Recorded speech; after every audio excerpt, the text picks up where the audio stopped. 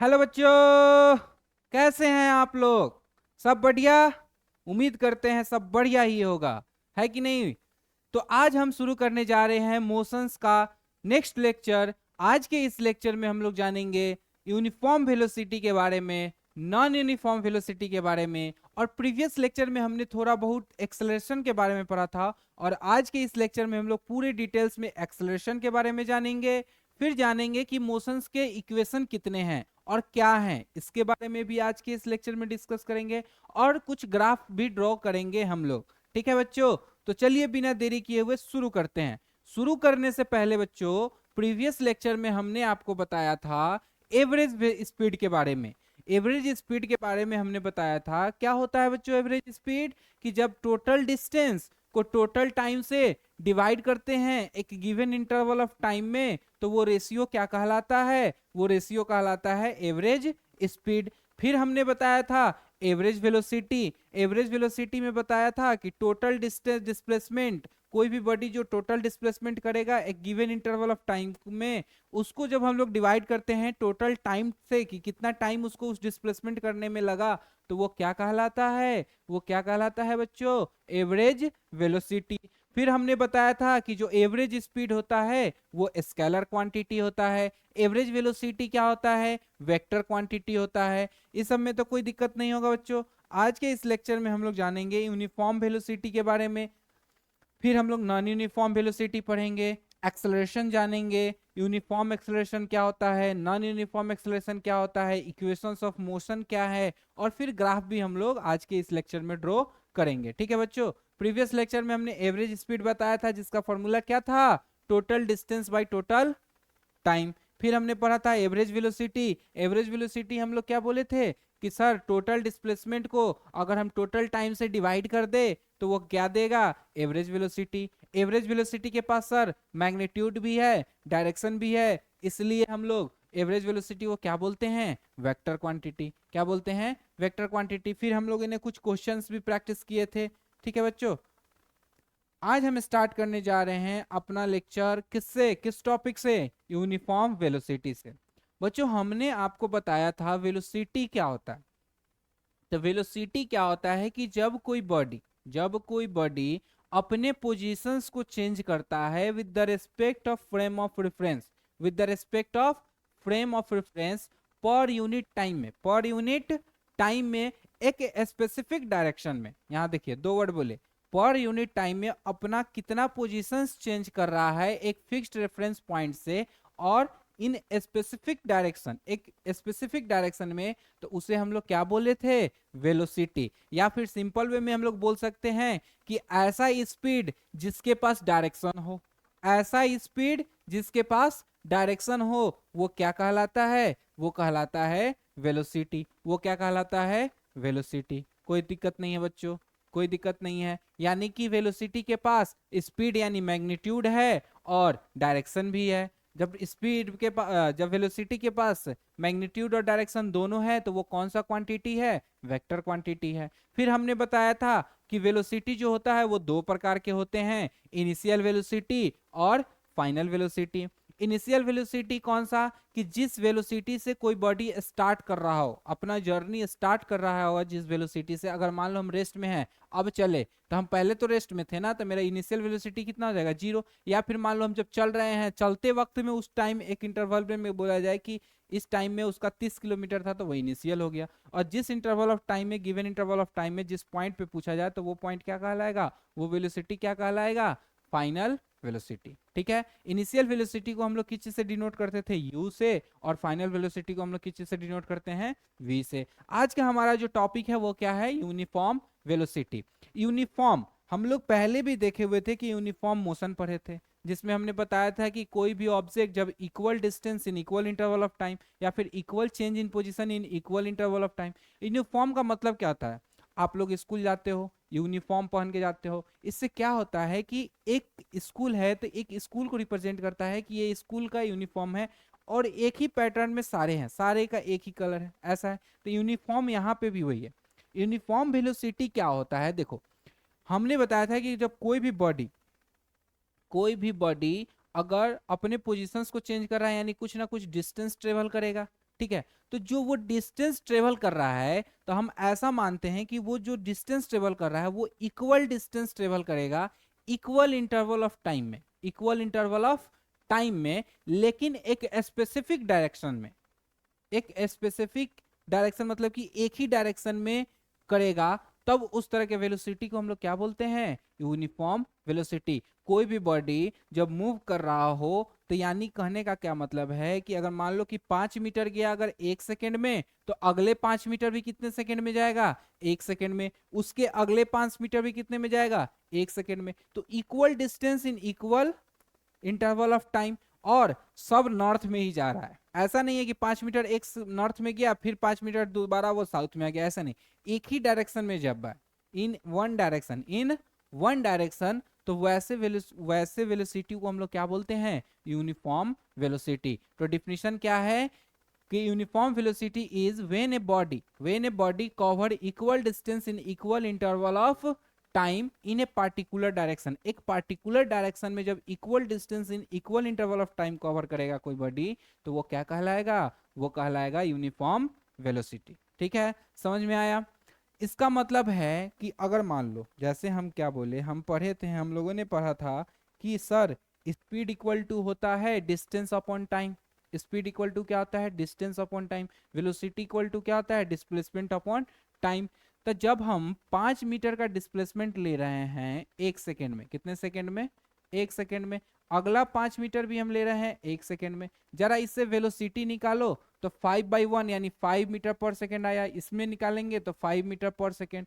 यानी कि जब बॉडी यूनिफॉर्म वेलोसिटी से मूव करेगा, यानी कि जो स्पीड होगा, क्या होगा, स्पीड होगा, वो क्या होगा, कांस्टेंट होगा। वेलोसिटी जो होगा वो क्या होगा, कांस्टेंट होगा। क्या ये बढ़ रहा है, नहीं, घट रहा है, नहीं, क्या है, सेम है। यानी कि कोई भी बॉडी जब यूनिफॉर्म वेलोसिटी में चलेगा, तो उसका वेलोसिटी क्या होगा, कांस्टेंट होगा। क्या होगा, कांस्टेंट होगा। ठीक है, पहला पॉइंट समझ में आया।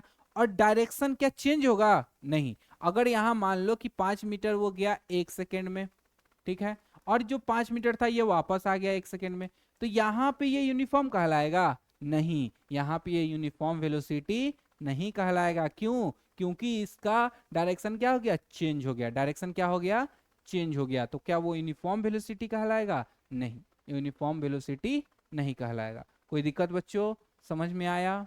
चलिए अब देखते हैं हम लोग सेकेंड।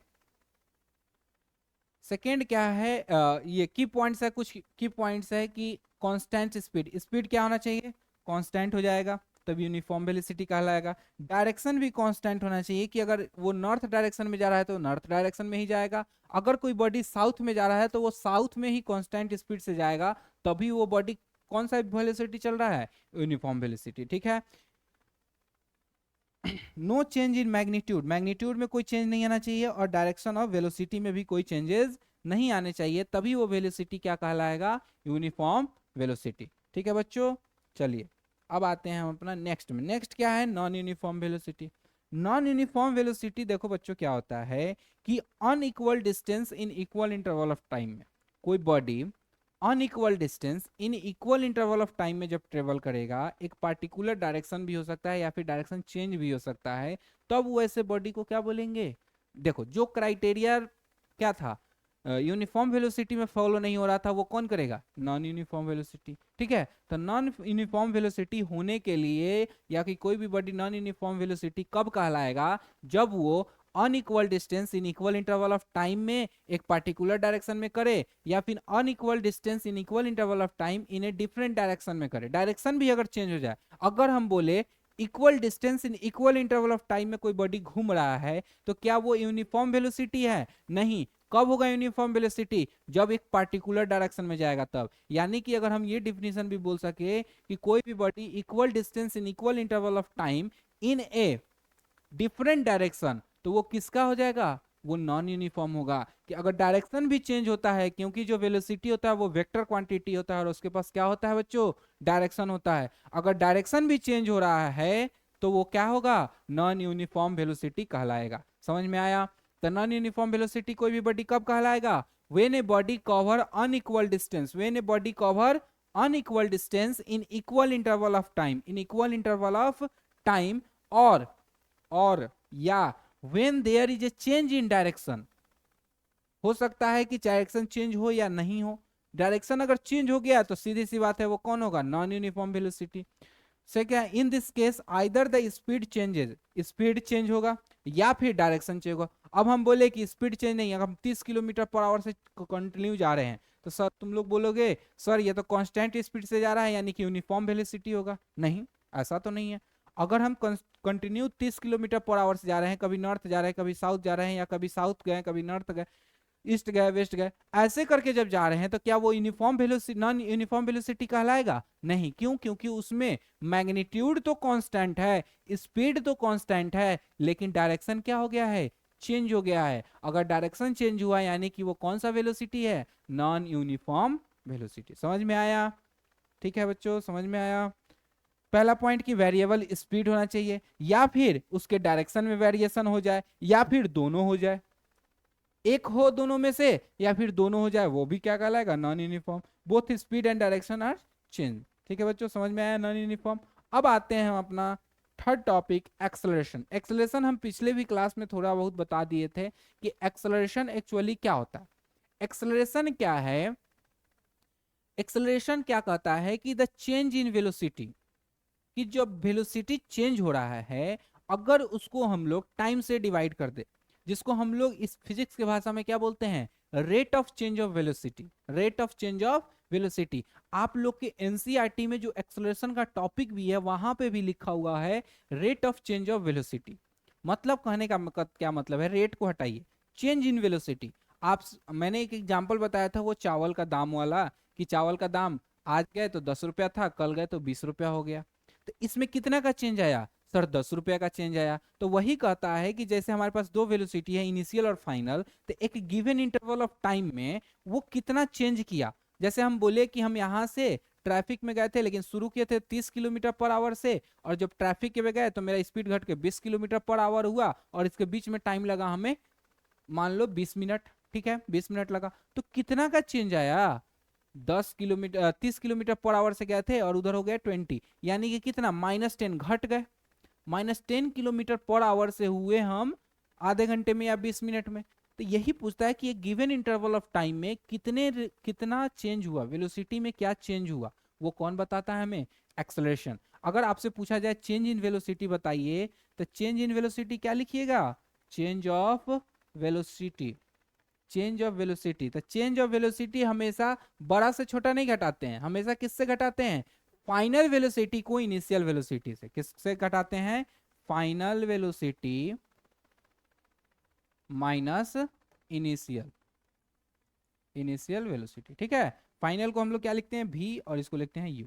अब क्या हुआ कि एक्सेलरेशन क्या कहता है, एक्सेलरेशन क्या कहता है, rate, rate of change of velocity, rate of change of velocity. Rate कहने का क्या मतलब है कि टाइम से डिवाइड करना। किस चीज से डिवाइड करना, टाइम, कि एक सेकेंड पर यूनिट टाइम में कितना चेंज हुआ। एक्सेलरेशन क्या कहता है कि पर यूनिट टाइम में कितना चेंज वेलोसिटी हुआ। यूनिट टाइम में जो चेंज इन वेलोसिटी होगा वही क्या कहलाएगा, acceleration. The rate of change of velocity, यानी कि एक्सेलरेशन बराबर हम लिख सकते हैं v minus U by T, v minus U by T. ठीक है, समझ में आया? अच्छा, इसको अगर हम लोग और क्रॉस मल्टीप्लाई करते, चाहे छोड़िए, इसको हम लोग आगे इक्वेशन ऑफ मोशन में बताएंगे। यहाँ तक समझ में आया एक्सेलरेशन का, एक्सेलरेशन का खेल समझ में आया। एक्सेलरेशन हमें क्या बताता है कि rate of change of velocity पर यूनिट टाइम, पर यूनिट टाइम में आप कितना वेलोसिटी अपना चेंज कर ले रहे हैं, वो हमें कौन बताएगा, वो हमें एक्सेलरेशन बताएगा। ठीक है बच्चों, चलिए अब आता है नेक्स्ट टॉपिक, यूनिफॉर्म एक्सेलरेशन। आप लोग जरा सोचिए, जब हम यूनिफॉर्म वेलोसिटी पढ़ा रहे थे तो क्या बताएं, यूनिफॉर्म वेलोसिटी में बच्चों मैंने क्या बताया कि sir equal change in position हो रहा था, या फिर equal distance in equal interval of time. तो एक्सेलरेशन क्या था, इक्वल, एक्सेलरेशन क्या था, change in velocity, rate of change of velocity. तो यहाँ पे क्या हो जाएगा कि मान लो कि एक सेकेंड में कोई बॉडी, कितने सेकेंड में, एक सेकेंड सर, आप बार बार एक ही सेकेंड ले रहे हैं, चलो हम ले लिए 5 सेकेंड। 5 सेकेंड में कोई बॉडी जो अपने अंदर चेंज लाया है, वो चेंज लाया है 10 मीटर पर सेकेंड का, और जब आगे गया तो फिर अगले 5 सेकेंड में वो फिर कितने का चेंज लाएगा, 10 मीटर पर सेकेंड का। ऐसे समझो कोई बॉडी 5 मीटर पर सेकेंड से चल रहा था, ठीक है, फिर अगले 1 सेकेंड में या 2 सेकेंड में वो 10 मीटर पर सेकेंड हो गया, फिर अगले 2 सेकेंड में वो 15 मीटर पर सेकेंड हो गया, फिर अगले 2 सेकेंड में वो कितना हो गया 20 मीटर पर सेकेंड। अच्छा एक बात बताओ, एक इंटरवल ऑफ टाइम में, एक इंटरवल ऑफ टाइम में कितने का चेंजेज आया, कितने का चेंज आया 5 मीटर पर सेकेंड का। इसमें इसमें कितने का चेंज आया 5 मीटर पर सेकेंड सर। इसमें इसमें कितना चेंज आया 5 मीटर पर सेकेंड। तो क्या हम यूनिफॉर्म एक्सेलरेशन को ऐसे बोल सकते हैं, equal change in position, equal position नहीं velocity, equal change in velocity, क्या हम ऐसे बोल सकते हैं एक्सेलरेशन को, equal change in velocity in equal interval of time, in equal interval of time, equal equal change in, equal change in velocity बोल सकते हैं बच्चों। देखो यहाँ इक्वल चेंज इन वेलोसिटी हो रहा है, equal change in velocity in equal interval of time, in equal interval of time. यह क्या कहलाएगा, ये कहलाएगा क्या यूनिफॉर्म एक्सेलरेशन, क्या कहलाएगा यूनिफॉर्म एक्सेलरेशन। ठीक है, समझ में आया, समझ में आया, कोई दिक्कत नहीं होना चाहिए। एक्सेलरेशन हमारा जानते हैं कि change in velocity, rate of change of velocity पर यूनिट टाइम को हम लोग एक्सेलरेशन बोलते हैं। तो यहाँ पे भी हम क्या बोले कि sir equal change in velocity अगर होगा इक्वल इंटरवल ऑफ टाइम में तो उसे हम क्या बोलेंगे यूनिफॉर्म एक्सेलरेशन, उसे हम क्या बोलेंगे यूनिफॉर्म एक्सेलरेशन। अच्छा बच्चों आप लोग बताओ क्या एक्सेलरेशन क्या स्केलर क्वांटिटी है या वेक्टर क्वांटिटी, मैंने बताया था, आप लोग कमेंट सेक्शन में जरूर बताइएगा। ठीक है, चलिए अब आता है नॉन यूनिफॉर्म एक्सेलरेशन। आप लोग खुद बताइए नॉन यूनिफॉर्म एक्सेलरेशन का क्या डिफिनेशन होगा, सोचो क्या लिख सकते हो, खुद से ट्राई करो। तो सर वहां पे इक्वल चेंज इन जब वेलोसिटी हो रहा था तो यहाँ क्या लिखेंगे सर, यहाँ लिखेंगे unequal change in velocity, unequal change of velocity. मतलब कि मान लो 10 मीटर पर सेकेंड से कोई बॉडी जा रहा था और अगले 2 सेकेंड में वो 15 मीटर पर सेकेंड हो गया, अगले 2 सेकेंड में वो मान लो 10 मीटर पर सेकेंड हो गया, फिर अगले 2 सेकेंड में वो मान लो 20 मीटर पर सेकेंड हो गया। तो यहाँ देखो इसके इसके बीच में कितना चेंज आया +5 मीटर पर सेकेंड का, इसकी और इसके बीच में कितना है -5 मीटर पर सेकेंड का। कहोगे सर यहाँ तो इक्वल है, तो सर मैग्नीट्यूड तो इक्वल है पर डायरेक्शन तो चेंज हो गया ना, प्लस माइनस हो गया कि नहीं, यहाँ डायरेक्शन चेंज हुआ यानी कि वो घट गया। फिर यहाँ देखो 10 मीटर पर सेकेंड और 20 यानी +10 मीटर पर सेकेंड का हुआ चेंज। तो यहाँ इक्वल चेंज हो रहा है इन वेलोसिटी नहीं, तो unequal change in velocity, unequal change in velocity, unequal change in velocity in equal interval of time, interval of time उसे हम क्या बोलते हैं बच्चों, उसे हम बोलते हैं नॉन यूनिफॉर्म एक्सेलरेशन, उसे हम क्या बोलते हैं नॉन यूनिफॉर्म एक्सेलरेशन। एक क्वेश्चन है, बहुत मजेदार क्वेश्चन है, आप लोग बताइए। ठीक है, कोई जैसे फैन घूमता है, क्या घूमता है फैन, फैन सेम स्पीड से घूम रहा है, स्पीड तो चेंज नहीं कर रहा है। जब सेम स्पीड से जब घूम रहा है तो क्या वो यूनिफॉर्मली एक्सेलरेटेड मोशन कर रहा है या नॉन यूनिफॉर्म एक्सेलरेटेड मोशन कर रहा है, आप लोग बताएं, चलिए बताइए।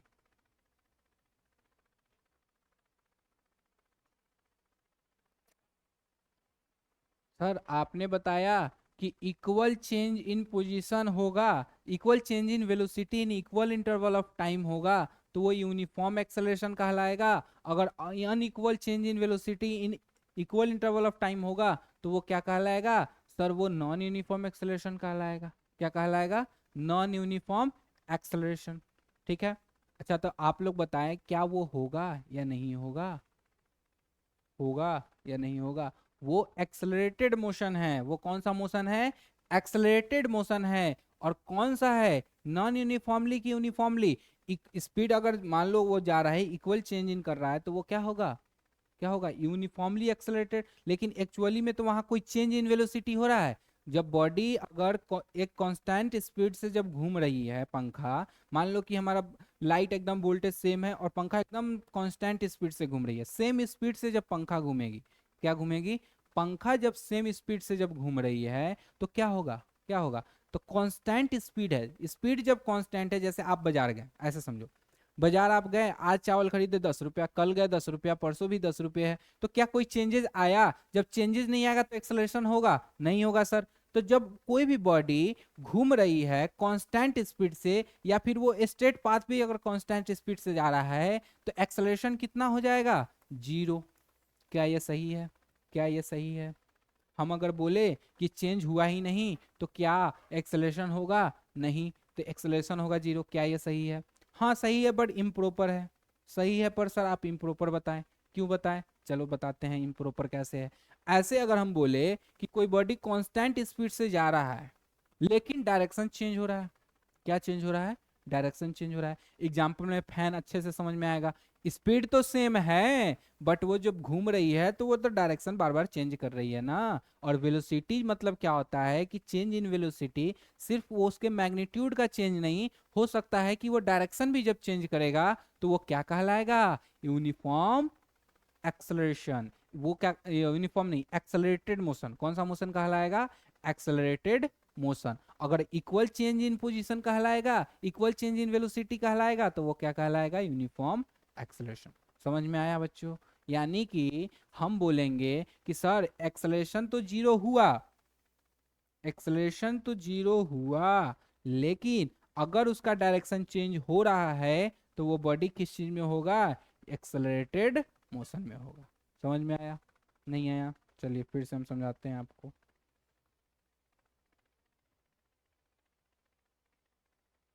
हाँ, अब हमारा नेक्स्ट टॉपिक है एक्सेलरेशन। क्या है बच्चों, एक्सेलरेशन। एक्सेलरेशन हमने प्रीवियस लेक्चर में भी बताया था कि एक्सेलरेशन होता क्या है। तो बच्चों मैंने बताया था कि जो rate of change of velocity, rate of change of velocity, अगर कोई भी वेलोसिटी जो चेंज कर रहा है, हम लोग बताए थे वेलोसिटी कितने प्रकार के होते हैं, 2 प्रकार के, इनिशियल वेलोसिटी और फाइनल वेलोसिटी। तो चेंज ऑफ वेलोसिटी पर यूनिट टाइम, पर यूनिट टाइम, कि एक इकाई समय में कोई भी बॉडी कितना वेलोसिटी चेंज किया है, एक इकाई, एक यूनिट टाइम में कोई बॉडी कितने अपने वेलोसिटी को जो चेंज किया है वो हमें कौन बताता है, सर वो हमें बताता है acceleration. The change in velocity, क्या लिखेंगे, चेंज इन वेलोसिटी पर unit time is called acceleration. ये क्या कहलाएगा, ये कहलाएगा एक्सेलरेशन। अगर हम बात करें चेंज इन वेलोसिटी का, तो आप बताइए, अगर आप मार्केट गए, आज टमाटर 10 रुपए केजी है, कल खरीदने गए तो टमाटर 20 रुपए केजी हो गया, तो कितने का चेंज आया, तो सर 10 रुपये से वो बढ़ गया, 10 रुपये से बढ़ गया। अगर तीसरे दिन गए फिर हो गया मान लो 5 रुपया, तो क्या बोलोगे, सर 15 रुपया से घट गया, यानी प्लस माइनस लगा रहे हो। तो चेंज ऑफ वेलोसिटी कहने का मतलब है कि जो फाइनल है उससे हम किसको घटा रहे हैं, इनिशियल से। तो चेंज इन वेलोसिटी का फॉर्मूला क्या होता है, final velocity, final velocity minus initial velocity, final velocity minus initial velocity. Final velocity को हम लोग क्या लिखते हैं, v माइनस यू, ठीक है। और यहाँ लिखा हुआ है पर यूनिट टाइम में, पर यूनिट टाइम में, तो क्या हम टाइम से डिवाइड कर सकते हैं, acceleration equal to v minus U, यानी change in velocity divided by per unit time. ये हमें क्या देता है, ये हमें देता है एक्सेलरेशन। क्या देता है, एक्सेलरेशन। अच्छा एक बात बताओ, अगर मान लो वेलोसिटी चेंज ही नहीं हुआ, वेलोसिटी कांस्टेंट है, वेलोसिटी क्या है, कांस्टेंट है, वेलोसिटी चेंज ही नहीं हो रहा है, जब वेलोसिटी चेंज ही नहीं होगा तो क्या एक्सेलरेशन होगा, क्या एक्सेलरेशन होगा, होगा, नहीं होगा, नहीं होगा। यानी कि जब वेलोसिटी कांस्टेंट होगा, जब वेलोसिटी क्या होगा, कांस्टेंट। वेलोसिटी कांस्टेंट कहने का क्या मतलब है कि उसका मैग्नीट्यूड भी कांस्टेंट होना चाहिए और डायरेक्शन भी कांस्टेंट होना चाहिए। जब हम बोले कि वेलोसिटी कांस्टेंट, तो इसका सिंपल सा मतलब नहीं है कि मैग्नीट्यूड सिर्फ कांस्टेंट होना चाहिए, क्या क्या कांस्टेंट होना चाहिए, उसका मैग्नीट्यूड भी और डायरेक्शन भी, तभी ना हम वेलोसिटी कांस्टेंट बोलेंगे, क्योंकि वेलोसिटी क्या है, वेक्टर क्वांटिटी है, और वेक्टर क्वांटिटी मैग्नीट्यूड और डायरेक्शन दोनों होता है उसके पास, इसलिए उसका मैग्नीट्यूड भी कांस्टेंट होना चाहिए, और क्या कांस्टेंट होना चाहिए, डायरेक्शन भी बच्चों कांस्टेंट होना चाहिए। तभी क्या होगा, उसका एक्सेलरेशन क्या होगा, जीरो। एक्सेलरेशन क्या होगा, जीरो, क्योंकि वेलोसिटी चेंज ही नहीं हुआ। अच्छा सर, आपने बताया कि मैग्नीट्यूड भी कांस्टेंट होना चाहिए और डायरेक्शन भी कांस्टेंट होना चाहिए, लेकिन मैग्नीट्यूड तो कांस्टेंट है, वो 30 किलोमीटर पर आवर से जा रहा है, लेकिन डायरेक्शन चेंज हो गया। क्या चेंज हो गया, डायरेक्शन चेंज हो गया। अब बताइए, तो ऐसे समझो, एक एग्जांपल से समझो।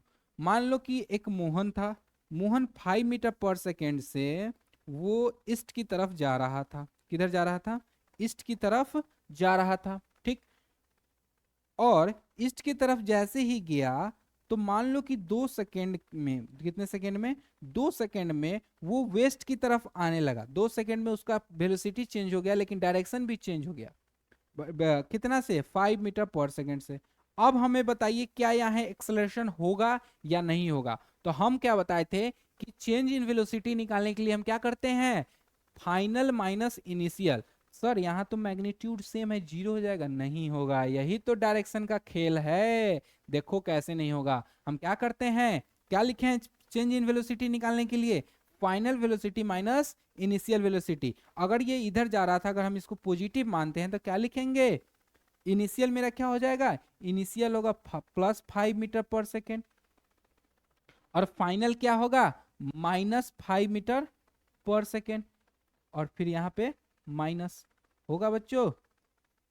तो कितना आया, -5 मीटर पर सेकेंड, और -5 मीटर पर सेकेंड कितना हो गया, -10 मीटर पर सेकेंड। चेंज इन वेलोसिटी आ गया, आ गया, आ गया, आ गया, समझ में आया। यानी कि कांस्टेंट वेलोसिटी कहने का मतलब है कि उसका मैग्नीट्यूड और साथ ही साथ डायरेक्शन दोनों कांस्टेंट होगा, तभी मेरा एक्सेलरेशन क्या होगा, जीरो होगा। अगर मैग्नीट्यूड सिर्फ कांस्टेंट है और डायरेक्शन कांस्टेंट नहीं है, तब वो क्या होगा, एक्सेलरेशन होगा। जैसे कि पंखा आप लोग देखते होंगे, घर में पंखा घूम रही है, सेम स्पीड से घूम रहा है, लेकिन डायरेक्शन तो चेंज हो रहा है, बार बार डायरेक्शन तो चेंज हो रहा है, तो क्या होगा, वो एक्सेलरेटेड मोशन है। वो कौन सा मोशन कर रहा है, एक्सेलरेटेड मोशन। दूसरा एग्जांपल मान लीजिए कि आप लोग दौड़ने गए फील्ड में, एक सर्कुलर ट्रैक है, दौड़ रहे हैं सेम स्पीड से 30 किलोमीटर पर आवर से। आपसे पूछा जा रहा है बताइए वो एक्सेलरेटेड मोशन है या नहीं। स्पीड तो कांस्टेंट है, क्या वेलोसिटी भी कांस्टेंट है, नहीं। क्यों, जब हम सर्कल में घूम रहे हैं तो बार बार तो अपना डायरेक्शन चेंज कर रहे हैं ना। एक पॉइंट याद रखिएगा कि जब भी सर्कल का जो डायरेक्शन निकालते हैं, तो उसका डायरेक्शन होता है उसके टेंजेंट से। किससे होता है, और टेंजेंट क्या होता है कि सर्कल के सरकमफ्रेंस पे एक पॉइंट पे जो टच करता है, कोई ऐसा लाइन जो सर्कल के सरकमफ्रेंस को बाहर से एक ही पॉइंट पे टच करे, एक ही पॉइंट पे टच करे, तो वो क्या कहलाता है, टेंजेंट। और सर्कल का जो डायरेक्शन हम लोग फाइंड करते हैं, वो किससे करते हैं, टेंजेंट के डायरेक्शन से। कोई दिक्कत बच्चों, ठीक है, क्लास 10th में आप लोग इसके बारे में फुल डिटेल पढ़ेंगे टेंजेंट के बारे में। यहां तक तो समझ में आया कि एक्सेलरेशन जीरो कब हो सकता है, कि सर जब वेलोसिटी कांस्टेंट हो। क्या कांस्टेंट हो, वेलोसिटी कांस्टेंट हो।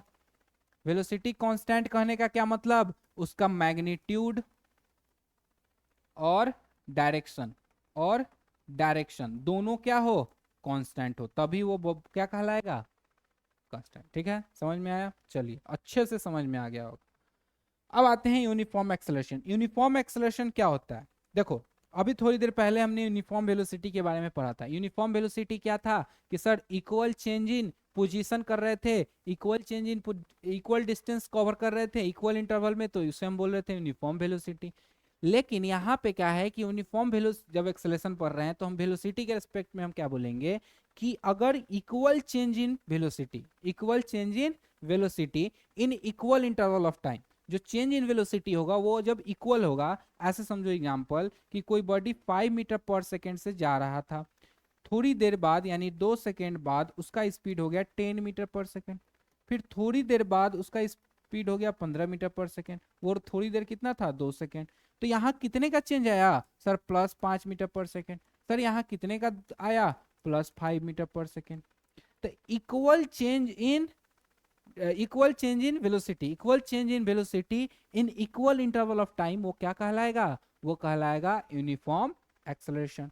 इसी तरह अगर नॉन यूनिफॉर्म एक्सेलरेशन का बोले तो नॉन यूनिफॉर्म एक्सेलरेशन का क्या बोलेंगे कि sir unequal change in velocity, unequal change in velocity in equal interval of time. अगर अनइक्वल चेंज इन वेलोसिटी होता है इक्वल इंटरवल ऑफ टाइम में तो वो क्या कहलाएगा, वो कहलाएगा नॉन यूनिफॉर्म एक्सेलरेशन। वो क्या कहलाएगा, नॉन यूनिफॉर्म एक्सेलरेशन। ठीक है, एक्सेलरेशन एक वेक्टर क्वांटिटी है जिसके पास डायरेक्शन भी है और मैग्नीट्यूड भी है।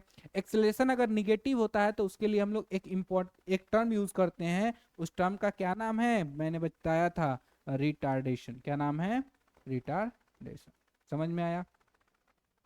चलिए, नॉन यूनिफॉर्म एक्सेलरेशन क्या है कि sir unequal change in velocity in equal interval of time, उसको हम लोग क्या बोलते हैं, नॉन यूनिफॉर्म एक्सेलरेशन। एग्जांपल से समझ लो, वही वाला एग्जांपल, कोई बॉडी है 5 मीटर पर सेकेंड से चल रहा था, अगले 2 सेकेंड में वो 10 मीटर पर सेकेंड हो गया,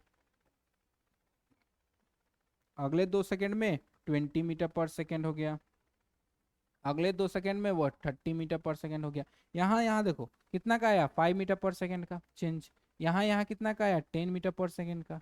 और यहाँ से यहाँ कितना आया, 10 मीटर पर सेकेंड का। यहाँ से यहाँ देखो ये दोनों सेम कर रहा था, यहाँ से यहाँ तक क्या था, यूनिफॉर्म एक्सेलरेशन। लेकिन यहाँ क्या था, पूरे होल जर्नी की बात करें तो क्या होगा, नॉन यूनिफॉर्म एक्सेलरेशन। ठीक है बच्चों, समझ में आया? चलिए, अब आता है इक्वेशन ऑफ मोशन। हमारे पास बेसिक 3 इक्वेशन ऑफ मोशन है। कितने इक्वेशंस ऑफ मोशन है, 3। कौन कौन से हैं उसको हम लोग डिराइव भी करेंगे। सबसे पहले हम लोग का जो फर्स्ट इक्वेशन है, वो फर्स्ट इक्वेशन हमारा आया है डिफिनीशन ऑफ एक्सेलरेशन से। एक्सेलरेशन का फॉर्मूला हम लोग क्या पढ़े थे, a बराबर v minus U by T. अगर हम इसको क्रॉस मल्टीप्लाई करते हैं, इसको इधर भेजेंगे तो क्या आएगा, ए टी बराबर v माइनस यू आएगा। अच्छा, अगर हम इस माइनस को भी इधर भेज दे तो क्या आएगा, a t plus u equal to भी।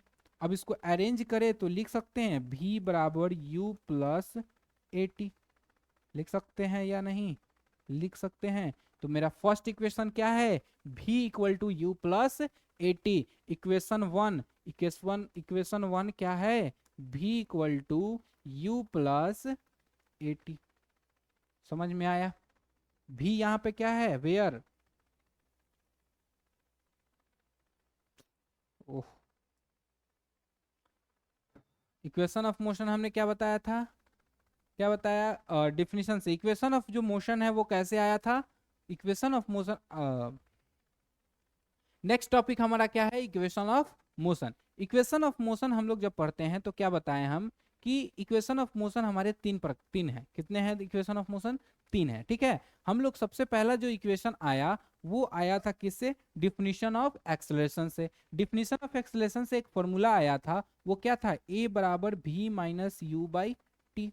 अच्छा एक बात बताओ बच्चों, इस t को हम इधर भेज सकते हैं, यस सर भेज सकते हैं। अगर ये डिवाइड में है तो इधर आ जाएगा तो क्या हो जाएगा सर, मल्टीप्लाई हो जाएगा, equal to v minus u. अगर ये माइनस वाला को इधर भेज दे तो माइनस है तो इक्वल टू को इधर आएगा तो क्या हो जाएगा सर, इधर आएगा तो प्लस हो जाएगा। लिख सकते हैं भी, अगर इसको हम लोग अरेंज करें तो लिख सकते हैं v equal to u plus a t. और यही यह मेरा क्या है, फर्स्ट इक्वेशन ऑफ मोशन। तो फर्स्ट इक्वेशन ऑफ मोशन हमारा कहां से आया था, फर्स्ट इक्वेशन ऑफ मोशन हमारा कहां से आया था, डिफिनीशन ऑफ एक्सेलरेशन से। फर्स्ट इक्वेशन क्या है, v equal to u plus a t. अच्छा बच्चों, सर आपने बताया v equal to u plus a t, यहाँ सर v क्या है, u क्या है, a क्या है, t क्या है। समझो, v हम बताए हैं, v को हम लोग क्या बोलते हैं, फाइनल वेलोसिटी। v क्या होता है, फाइनल वेलोसिटी। u क्या है, इनिशियल वेलोसिटी। और a क्या है, एक्सेलरेशन। और t क्या है, टाइम टेकन। ठीक है बच्चों, चलिए फर्स्ट इक्वेशन तो समझ में आया। अब दूसरा इक्वेशन देखो। अगर हम दूसरे इक्वेशन का बात करें तो दूसरा इक्वेशन हमारा हम लोग पढ़े थे एवरेज वेलोसिटी का formula. Average velocity, average velocity का हम लोगों ने फॉर्मूला पढ़ा था। क्या होता है एवरेज वेलोसिटी का फॉर्मूला, सर एवरेज वेलोसिटी का फॉर्मूला होता है total displacement by total time. ठीक है, हमने पढ़ा था। और डिस्प्लेसमेंट को हम लोग किस चीज से रिप्रेजेंट करते हैं? स्मॉल एस से। किस चीज से करते हैं? स्मॉल एस से। हमारे पास वेलोसिटी कितना है? हमारे पास वेलोसिटी 2 है, और जब 2 का हम लोग मीन निकालते हैं तो क्या आएगा? v प्लस यू, यानी कि sum of all observation divided by number of observation लिख सकते हैं। तो एवरेज वेलोसिटी का ये भी फॉर्मूला हो सकता है। तो हम यहाँ एवरेज वेलोसिटी की जगह पे हम लिख रहे हैं v प्लस यू बाई 2, और डिस्प्लेसमेंट की जगह क्या लिख सकते हैं? एस, और टोटल टाइम की जगह पे टी लिख सकते हैं ऐसे। चलो फिर आगे देखो, यहाँ देखो, अगर क्रॉस मल्टीप्लाई करते हैं तो v प्लस यू और मल्टीप्लाइड बाई टी, दोनों को हम लोग मल्टीप्लाई करेंगे टी से, क्योंकि डिवाइड में तो इधर आएगा तो दोनों से मल्टीप्लाई होगा, इक्वल टू 2s। ठीक है, लिख सकते हैं। अब देखो आगे, एक बात बताओ बच्चों, अभी हमने पढ़ा v इक्वल टू क्या है? u plus a t. तो क्या यहाँ लिख सकते हैं v equal to u plus a t? Yes sir, लिख सकते हैं v equal to u plus a t plus u into t equal to 2s। लिख सकते हैं, लिख सकते हैं। ये कहाँ से आया? u प्लस ए टी कहाँ से आया? कहाँ से आया बताओ? ये जो v है, क्या है? ये जो v है, इस v का वैल्यू हमारा क्या है? इस v का वैल्यू हमारा क्या है? u plus a t. तो v के जगह पे u प्लस ए टी लिख सकते हैं कि नहीं? लिख सकते हैं सर। यहाँ लिख देते हैं मतलब ब्रैकेट में, क्योंकि v इक्वल टू क्या था? u plus a T. जब v इक्वल टू हम लोग u प्लस ए टी लिख सकते हैं, v equal to u plus a t हम लोग क्या कर सकते हैं? लिख सकते हैं। तो यहाँ लिख दिए। अब देखो, u plus u 2u plus a t into t equal to 2s। Multiply करो तो 2u से जब t में करेंगे तो 2ut plus a t into t, तो क्या होगा? A t square equal to 2s। ठीक है, अब आते हैं इधर सेकेंड इक्वेशन में। ठीक है, अब हमारा उसको हम पलट दिए तो 2s इक्वल टू क्या होगा? 2s इक्वल टू होगा 2ut plus a t square. इस 2 को हम मल्टीप्लाई में इधर भेजेंगे तो क्या हो जाएगा? डिवाइड होगा। तो 2ut plus a t square divided by 2। तो 2ut by 2 plus a t square by 2। 2 से 2 कैंसल, क्या आया sir? ut plus half a t square आया। और यही मेरा क्या है? सेकेंड इक्वेशन है। क्या है? Second equation. ये हमारा कौन सा इक्वेशन है? Second equation. समझ में आया? समझ में आया? समझ में आया? देख लो देख लो देख लो देख लो। फर्स्ट इक्वेशन क्या था? v equal to u plus a t. ये कहाँ से आया था? तो सर ये आया था एक्सेलरेशन के डिफिनीशन से, कि सर हम जानते हैं एक्सेलरेशन बराबर होता है चेंज इन वेलोसिटी पर यूनिट टाइम, यानी v minus U by T. इससे जब हम क्रॉस मल्टीप्लाई किए थे ए टी बराबर v माइनस यू, और ए टी इस माइनस को इधर भेजे तो प्लस हो गया, बराबर v equal to u plus a t. Second कहाँ से आया? एवरेज वेलोसिटी से का फॉर्मूला जानते हैं sir, total displacement by total time. और एवरेज का फॉर्मूला होता है क्या? Sum of all observation divided by total number of observation. तो वेलोसिटी हमारा कितना है? 2, तो ऑब्जर्वेशन जोड़ दिए v प्लस यू और डिवाइडेड बाई 2। तो v plus U by 2 equal to S by T. अब जब क्रॉस मल्टीप्लाई किए तो v प्लस यू को 2 से और 2s को 2s। फिर v हम जानते थे u प्लस ए टी होता था, u plus a t plus you कितना हो गया? 2u plus a T, T से मल्टीप्लाई किया था 2ut ए टी स्क्वायर। फिर हमने यहाँ कर दिया। समझ में आया? समझ में आया? समझ में आया? ठीक है, अब जगह नहीं है, जगह नहीं है, चलिए यहाँ करते हैं। यहाँ देखिए, यहाँ पे देखो, यहाँ तक तो समझ में आया? यहाँ तक तो समझ में आया? यहाँ तक इसको इक्वेशन 1 मान लेते हैं।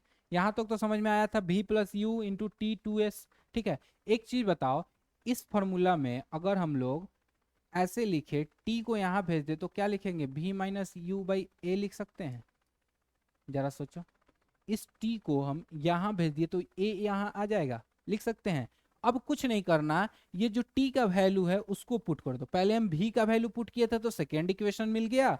अब v ने का पुट नहीं करना है, अब किसका वैल्यू पुट करना है? t का वैल्यू पुट करना है, तो हमें थर्ड मिल जाएगा। ठीक है, चलिए ये हो गया।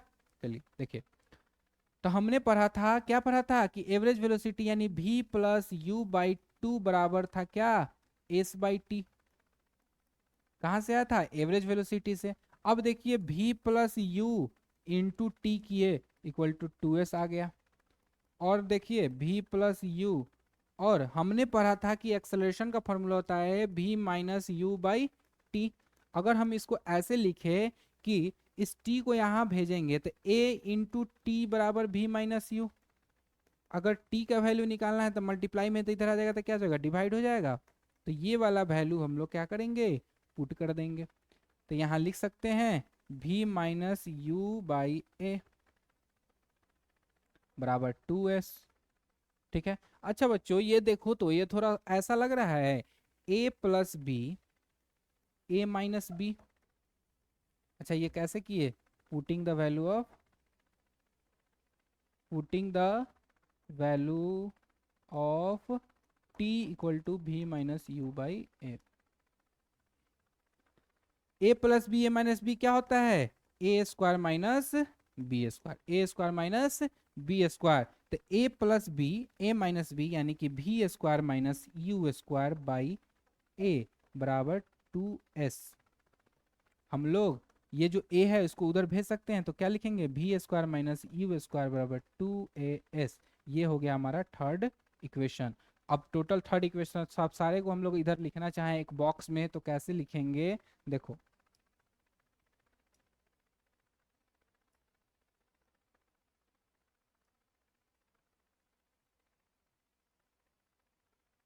हम लोग क्या लिख सकते हैं सर, फर्स्ट इक्वेशन हमारा क्या था, v equal to u plus a t. दूसरा इक्वेशन मेरा क्या था, s equal to u t plus half a t square. Sir v third equation क्या था, v square minus you square बराबर 2as। तो टोटल कितने इक्वेशन हैं, तीन इक्वेशन हैं। अब सर यूज कैसे करेंगे, तो जिस क्वेश्चन में v का वैल्यू दिया हो, u का दिया हो, a का दिया हो, t निकालना हो, ये भाई यूज कर लेंगे। जिसमें डिस्प्लेसमेंट दिया हो ये यूज कर सकते हैं, ये यूज कर सकते हैं। वो जब हम लोग क्वेश्चंस जब न्यूमेरिकल्स बनाएंगे तो अच्छे से बताएंगे कि कहाँ कौन सा फॉर्मूला यूज होगा, कौन सा इक्वेशन यूज होगा। ये समझ में आया, डेरिवेशन भी कर दिया हमने, सब चीज कर दिया। थर्ड इक्वेशन, तीन इक्वेशन है, इस इक्वेशन को याद कर लेना है। याद नहीं है तो डेरिवेशन जब हम किए तो डिराइव भी आप लोग करके कर सकते हैं। तो फर्स्ट इक्वेशन क्या है, v equal to u plus a t. Second equation क्या है, s equal to u t plus half a t square. और थर्ड इक्वेशन क्या है, v square minus you square बराबर 2as। ठीक है बच्चों, समझ में आया, चलिए